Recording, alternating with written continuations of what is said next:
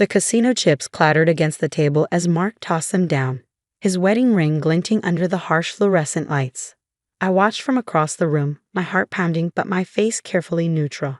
He hadn't noticed me yet. He never noticed much these days, too focused on the promise of his next big win. My name is Diana Mitchell, and until 6 months ago, I thought I had the perfect life. A beautiful home in Boston's suburbs, a successful career as a financial advisor, and what I believed was a stable, loving marriage. Mark and I had been together for 15 years, building what I thought was our dream life together. He handled our joint finances while I focused on my clients, trusting him completely with our future. That trust shattered the day I found the letter from our bank. It had been a normal Tuesday morning. I was sorting through the mail before heading to work when I saw the envelope marked Urgente Sicuramente Nota C. My hands trembled as I opened it, scanning the contents with growing horror. Our joint account was overdrawn by $47,000. But that was impossible. We had over $2 million in savings. I called the bank immediately, my professional composure cracking as I learned the truth. Our accounts had been systematically drained over the past 3 years. Investment accounts liquidated. Credit cards maxed out. Home equity line of credit nearly exhausted. Mrs. Mitchell, the bank representative said gently, there have been regular large withdrawals, all authorized with your joint account credentials. Most of them were processed at ATMs inside in core Boston Harbor Casino. The room spun as pieces started falling into place. Mark's late nights at work. The mysterious business trips. The way he'd become defensive whenever I brought up our finances, insisting everything was fine and I should trust him to handle it. That evening, I confronted him in his home office. Spreadsheets and bank statements covered his desk like evidence at a crime scene. "What is this?" I demanded, holding up the bank letter. "Where is our money, Mark?" He looked up, and I saw something in his eyes I'd never seen before. A mix of desperation and detachment that chilled me to my core.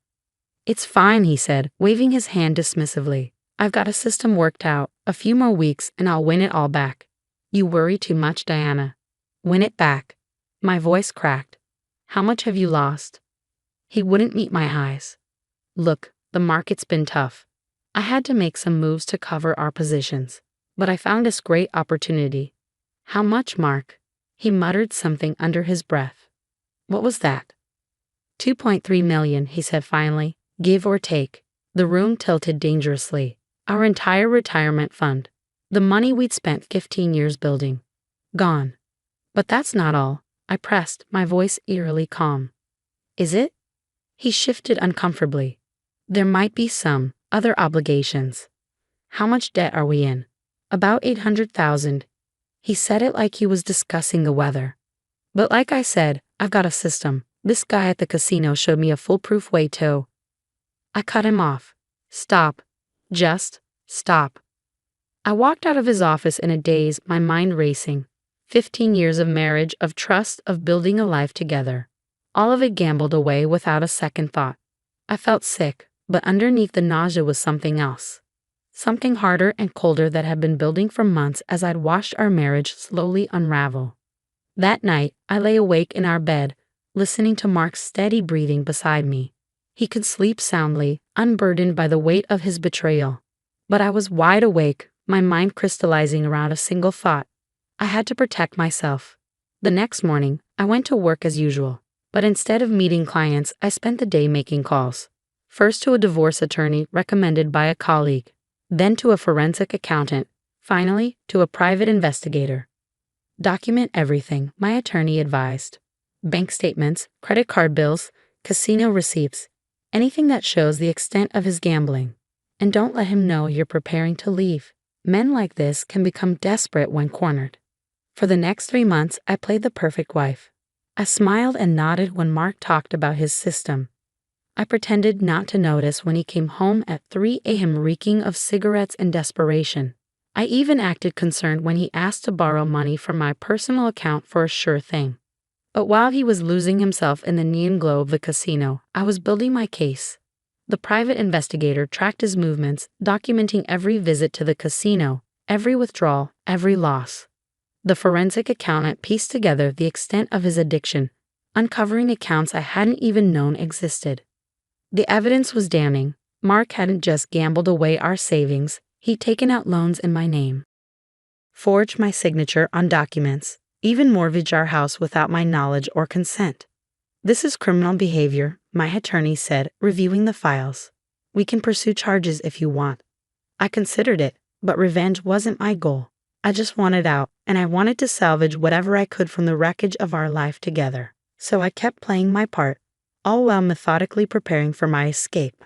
I opened new accounts at different banks, had my paychecks redirected, gathered important documents and irreplaceable family mementos, secured a small apartment across town under a different name.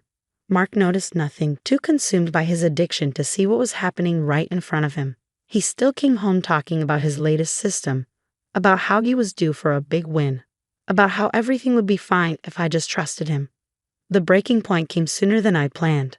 I caught him in our home office late one night, hunched over my laptop, trying to access my personal accounts. "What are you doing?" I asked from the doorway, making him jump. "Deanna, I was just checking our accounts, making sure everything's in order." "No," I said quietly, "you were trying to steal from me. Again." His face darkened. "I wasn't stealing. I just need a little capital to implement my new strategy. Once I win big." "Stop." My voice was steel. "Just stop lying. To me, to yourself, to everyone." He stood up, his familiar face twisted with desperation. "You don't understand. I'm so close. One big win, and I can fix everything. I just need—" "What you need," I cut him off, "is help. Professional help. But I can't help you, Mark. Not anymore." "Professional help?" Mark scoffed, running his hands through his graying hair. "I don't need help. I need you to trust me." I laughed, a hollow sound that seemed to echo through our two-big house. "Trust you? Like I trusted you with our retirement, our house, our entire future." His face darkened. "I made some mistakes, okay? But I can fix this. I just need a little more time, a little more capital." "No." The word came out sharp, final. "I'm done." I pulled an envelope from my purse and placed it on his desk. "These are divorce papers. I've already moved most of my things out." The color drained from his face. "What? You can't? Diana, please. We can work this out." "Can we?" I asked, my voice steady despite my racing heart. "Tell me exactly how we work out the fact that you've gambled away everything we spent 15 years building." He reached for me, but I stepped back. "I know I messed up," he pleaded. "But I love you. Doesn't that count for something?" "Love?" I shook my head. "Love doesn't empty joint accounts without permission. Love doesn't forge signatures or take out secret loans. Love doesn't destroy someone's life and then expect them to stick around for more." "But I've already frozen all our joint accounts," I continued. "My lawyer will be in touch about the division of assets. What's left of them anyway? Don't try to contact me directly." As I turned to leave, he called after me, his voice cracking. "Where will you go?" "Somewhere you can't find me," I replied without looking back. "Somewhere I can start over."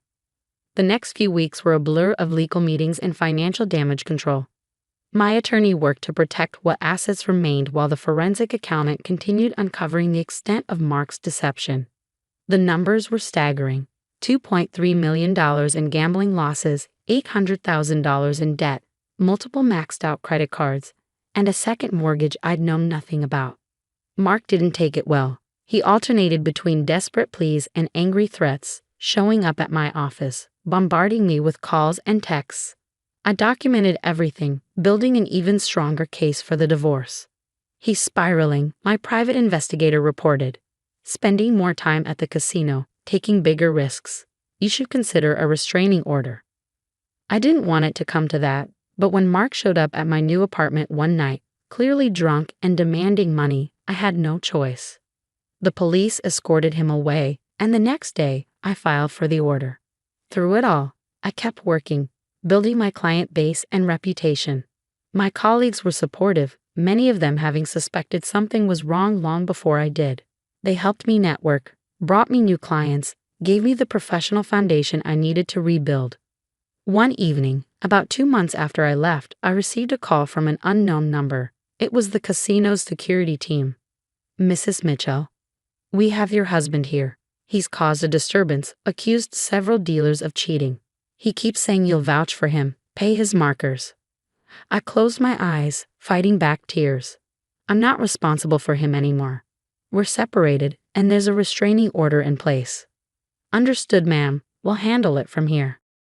Later, I learned he'd been arrested for disorderly conduct and assault after trying to attack a dealer. It made the local news. Respected businessman Mark Mitchell, charged with multiple offenses at Encore Boston Harbor. The arrest seemed to wake something in him. His lawyer contacted mine, finally ready to discuss a settlement. Mark agreed to enter rehab as part of the divorce agreement, acknowledging his addiction and the damage he caused. I should have felt vindicated, but mostly I felt tired. Tired of the legal battles, tired of untangling our finances, tired of watching someone I'd love destroy himself and our life together. But beneath the exhaustion was something else. Determination. I'd survived this. More than survived, I was thriving.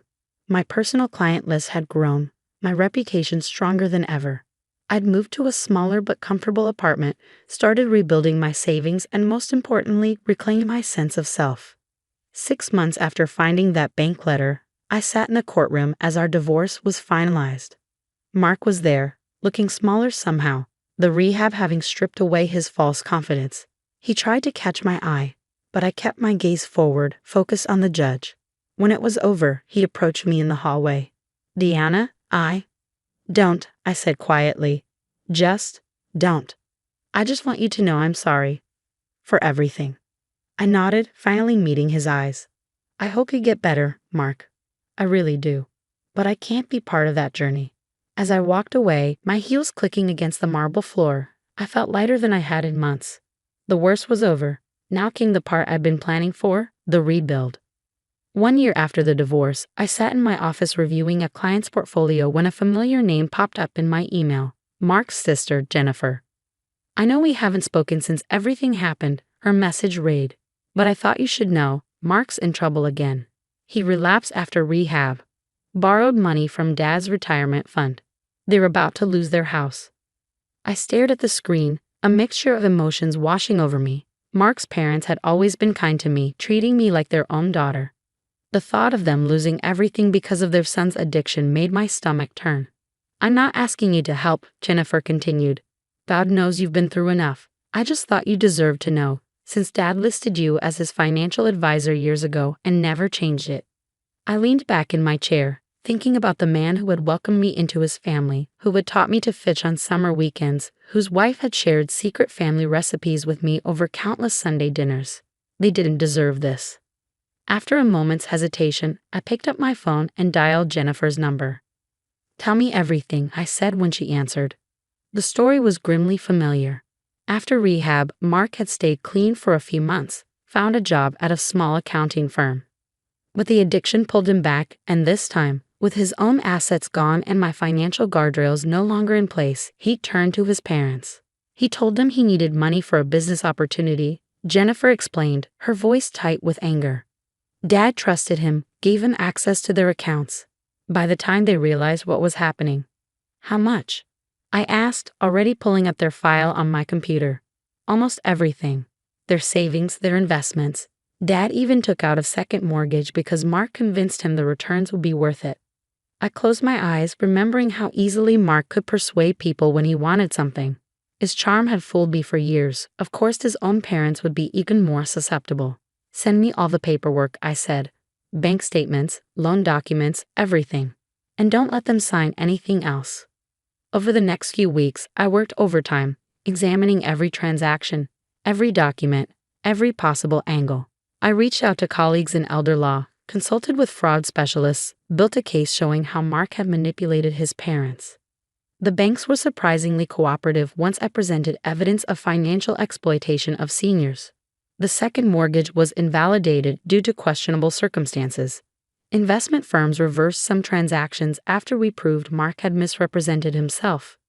It wasn't a complete recovery, but it was enough to save their house, to preserve some dignity in their retirement.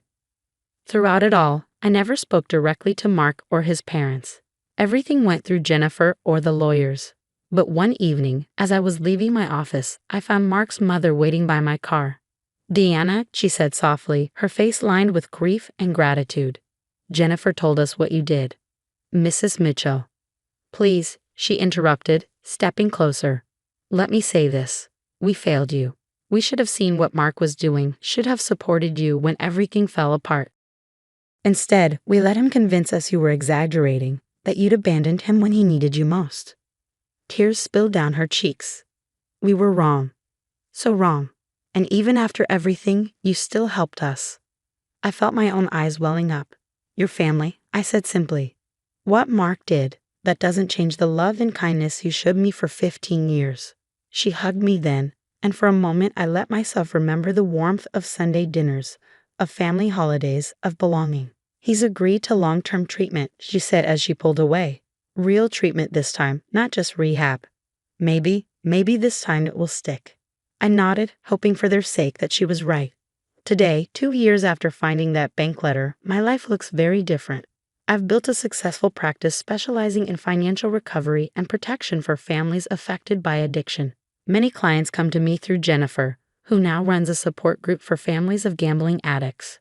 I still think about Mark sometimes, wonder if he's finally found his way to recovery.